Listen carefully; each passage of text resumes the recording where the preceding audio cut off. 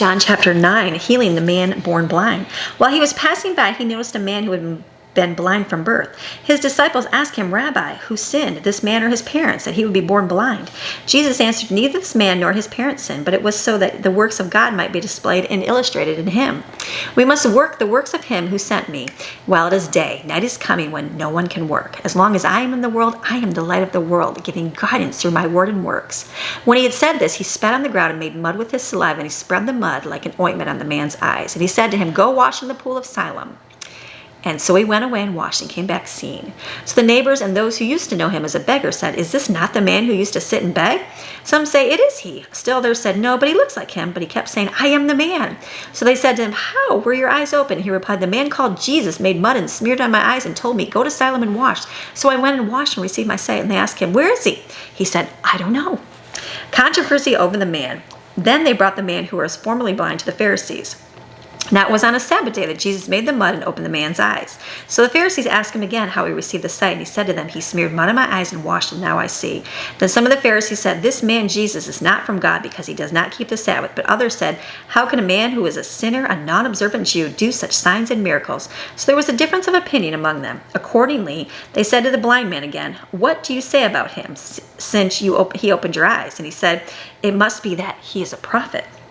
However, the Jews did not believe that he had been born and had received his sight until they called the man's parents. And they asked him, is this your son who you say was born blind?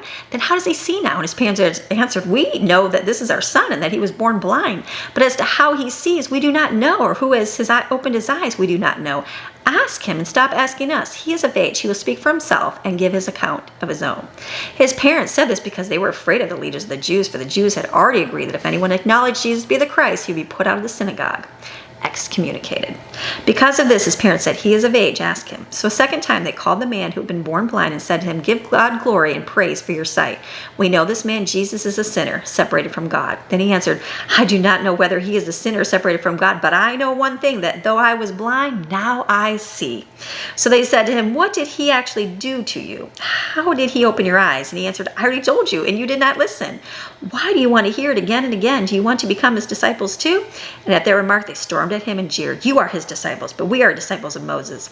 We know for certain that God has spoken to Moses, but as for this man, we do not know where he is from. The man replied, well, this is astonishing. You do not know where he comes from, and yet he opened my eyes? We know, according to the traditions, that God does not hear sinners, but if anyone fears God and does his will, he hears him. Since the beginning of time, it has never been heard that anyone opened the eyes of a person born blind. If this man were not from God, he would not be able to do anything like this, because God would not hear his prayer. They answered, you were born entirely in sins from head to foot, and you presume to teach us? Then they threw him out of the synagogues. Jesus affirms his deity. Jesus heard that they had put him out of the synagogue, and finding him, he asked, do you believe in the Son of Man? And he answered, who is he, sir? Tell me so that I may believe in him. And Jesus said, you have both seen him, and in fact, he is the one who is talking to you. And he said, Lord, I believe you.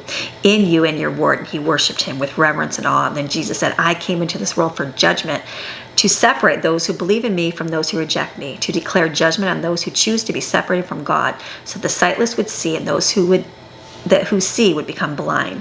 Some Pharisees who were with him heard these things and said to him, are we also blind? And Jesus said, if you were blind to spiritual things, you would have no sin and would not be blamed for your unbelief. But since you claim to have spiritual sight, you have no excuse, so your sin and guilt remain. It's great reading. This is your daily Bible chapter, reading God's Word Monday through Friday. See you tomorrow. Bye.